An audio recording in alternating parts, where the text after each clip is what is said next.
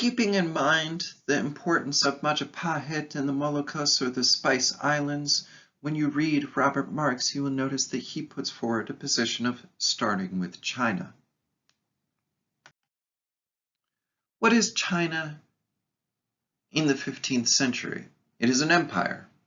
It is the Ming Empire. When people say China in the 15th century, they don't mean the People's Republic of China today.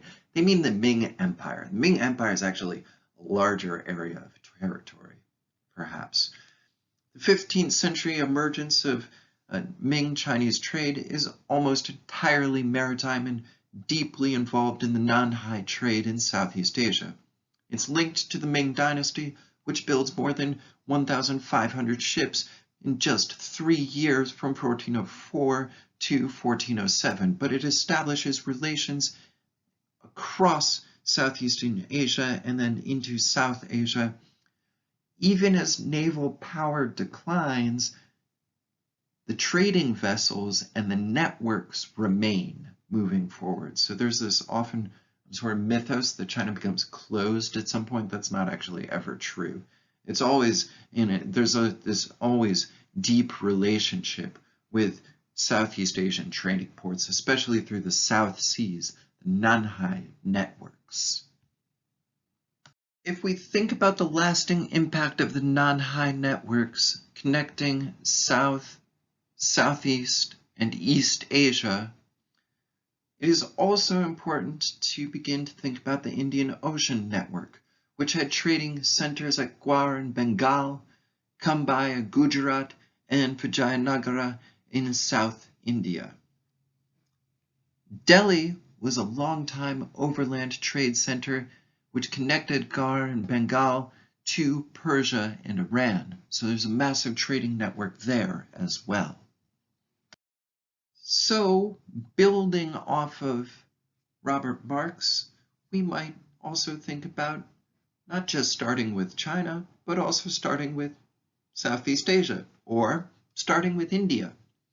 If you take close note of Marx's analysis, Marx views India as disunified during the period in question.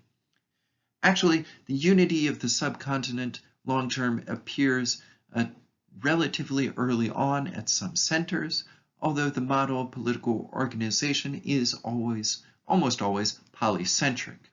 And the territory of the Ganges Basin has been unified for essentially thousands of years. So we could critique his presentation here. Now there are some highlights. Technological advantages perhaps favored India during certain periods, or South Asia during certain periods. During the period in question, South Asia is one of the richest areas of the world, remains one of the richest areas of the world today.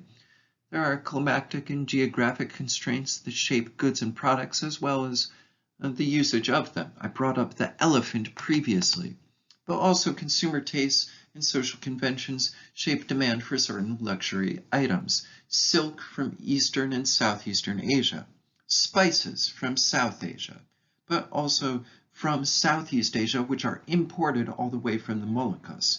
Tiles, which are produced in Persia, Iran, and then imported. Raw gems from the mountains of South Asia itself. Now these become global luxury products eventually. There are 3 centers in South Asia during the period in question: Gujarat, Madras, and Bengal. They export to Africa, China, Poland, and the Mediterranean, as well as to Southeast Asia. The entrance of the Portuguese trading empire in the early 16th century really is just this sort of minuscule entrance, but it has a dramatic impact. The Portuguese trading empire doesn't control vast territories. Really, what we're just talking about is a series of small ports that are connected, but it has a lasting impact, especially on Goa. Christianity in India is ultimately a remnant of Iberian maritime empires and Iberian maritime expansion in that sense. And you could talk about the spread of Catholicism in Southeast Asia and East Asia as being related to this network of the Portuguese maritime empire that establishes a series of ports, not just through its conquest of Malacca, but also through its spread into East Asia as well, establishment of the port of Macau, for instance. So this is beginning a new era of interaction, including also the introduction of a new type of firearm, a lightweight cannon, which is based off of previous Chinese models for similar functions. Nonetheless, this new form of weaponry, particularly used in Chinese, Portuguese boats, begins to shape world history as well. In the context of 1500 through 1775, you have several dramatic shifts. There's an opening of new trade routes, the transatlantic and the trans-Pacific, especially the Philippines to China and the silver trade with the Americas. That's a trans-Pacific trade route. These trade routes bring commodities, ideas, germs, foods, and people, enslaved, engagés, indentured servants, and free. The first period of globalization, from the perspective of historians, occurs in the 16th century. There is a little ice age in the 17th century, which, combined with war and a series of civil wars and rebellions, decreases the human population worldwide. The cooling of the climate destroys crop production, wealth, and economies. But then by the 18th century, you have a massive expansion of a series of empires, not just the British and French Empire, but also empires in China, with the Qing Empire, Mughal India, and imperial competitions moving forward. There are a series of important empires in the world that are not often discussed together. The Ming and the Qing empires, proceeding one after the other in China, the Russian Empire, the Mughal Empire in India, the Safavid Empire in Persia and Iran, the Ottoman Empire from Turkey through northern Africa, all unified territory, and there's also the large expansion of the Sokoto Caliphate in other states in Africa, which I would argue is part of this sort of imperial network.